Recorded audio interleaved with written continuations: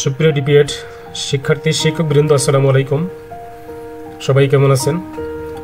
আশা করি এই মহামারী করোনা ভাইরাসের মধ্যে আপনারা সবাই সুস্থ আছেন, ভালো আছেন, নিজ গৃহে অবস্থান করছেন।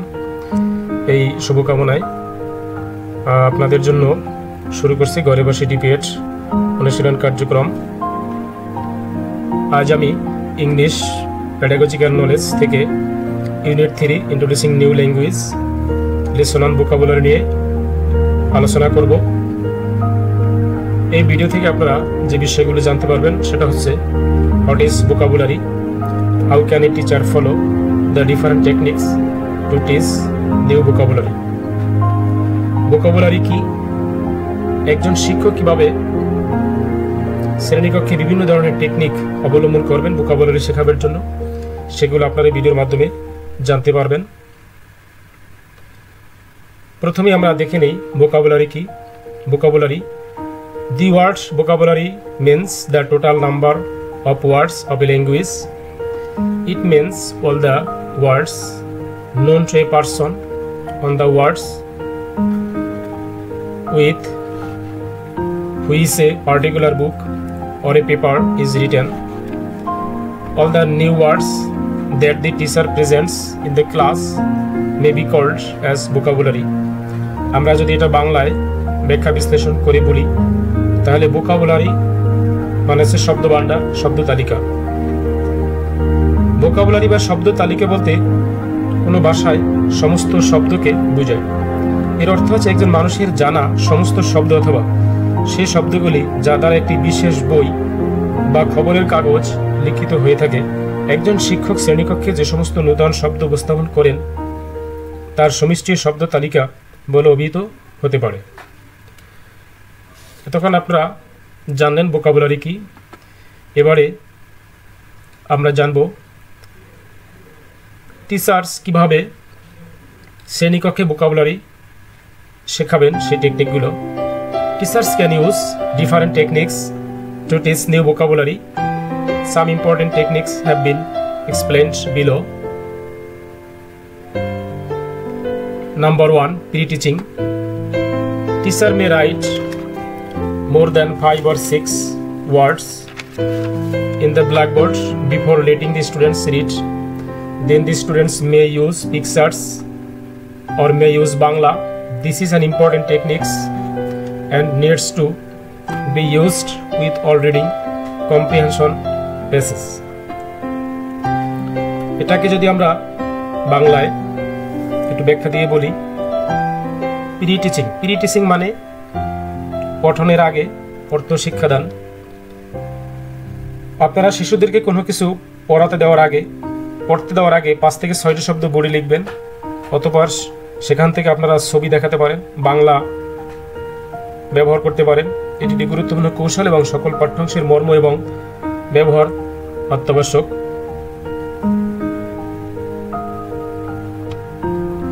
Number 2, guessing meaning from context. Teachers may use context to teach vocabulary, and from this context situation students will guess the meaning of the words. For example, to teach the word hungry, teachers can give the context in the following way. At 7 o'clock in the morning I had my breakfast, then I worked all day long. Now it is 3 o'clock in the morning, still I have not had my lunch, now I am hungry. Guessing meaning from context. এটার অর্থ হচ্ছে যে সূচি থেকে অর্থ অনুধাবন করা। শব্দ তালিকা শেখাতে আপনারা সূচি ব্যবহার করে টেক্সট ব্যবহার করতে পারেন এবং ছাত্রছাত্রীরা সেই কন্টেক্ট থেকে উক্ত শব্দের অর্থ অনুধাবন করতে পারেন।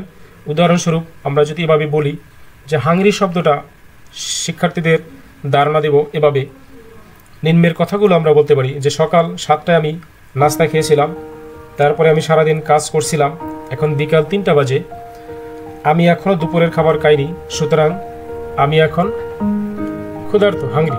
শিক্ষার্থীরা স্বাভাবিকভাবেই এটা বুঝে যাবে পরবর্তী ওয়ার্ড কি আসতে পারে, কি হতে পারে, হাংরি।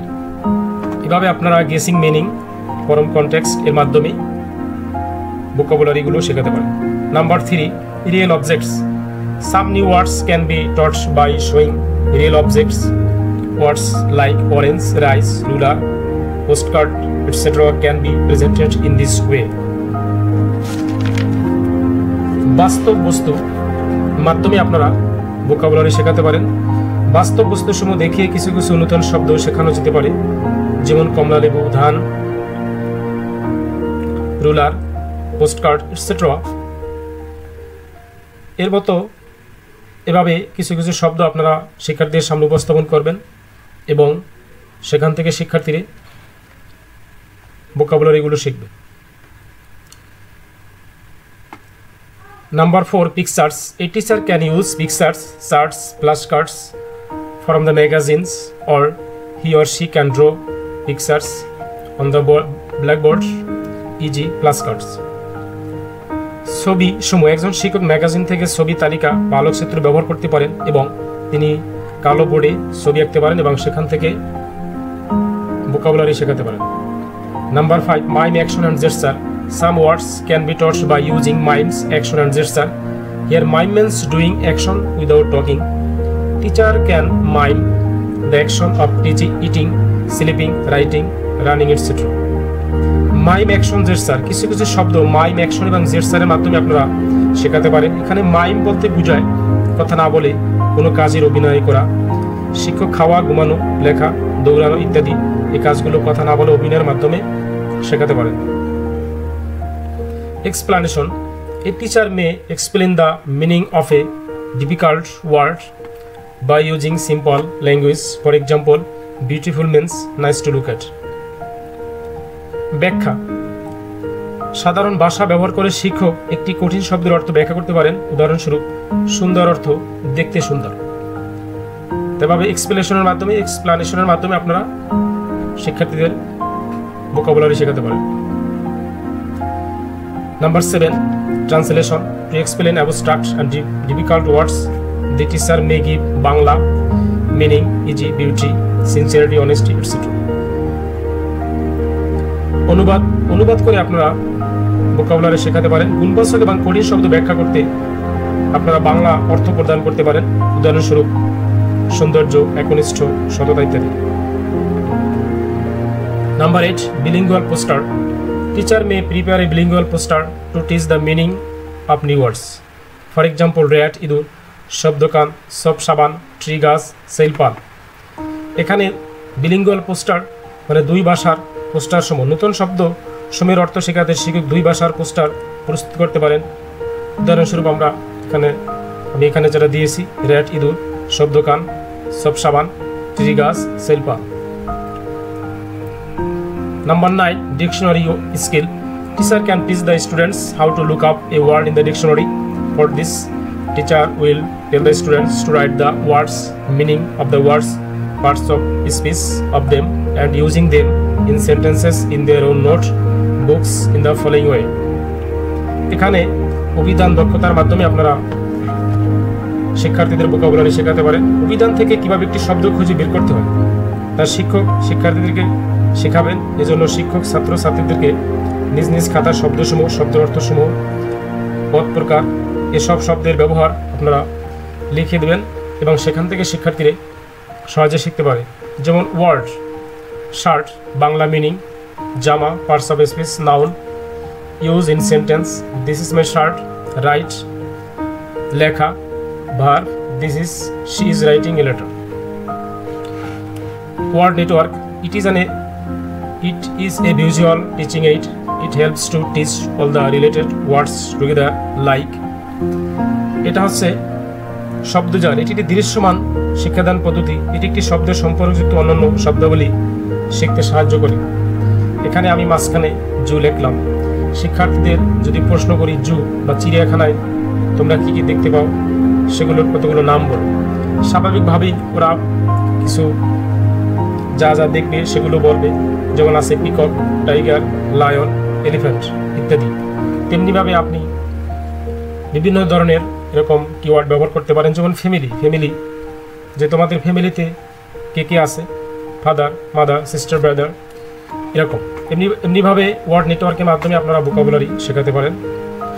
তো এই ছিল আজকে আমার ভোকাবুলারি এবং ভোকাবুলারি শেখাবার বিভিন্ন টেকনিকগুলো। তো আজ এ পর্যন্তই। Thanks for all. Stay at home, we all remain safe. সবাই ভালো থাকবেন, সুস্থ থাকবেন, এই শুভকামনায় শেষ করছি। ভিডিওটা আপনারা মনোযোগ সহকারে শুরু থেকে শেষ পর্যন্ত দেখবেন এবং খাতায় নোট করবেন, প্র্যাকটিস করবেন বারবার। তো আর ভুল হলে অবশ্যই ক্ষমার চোখে দেখবেন। ধন্যবাদ।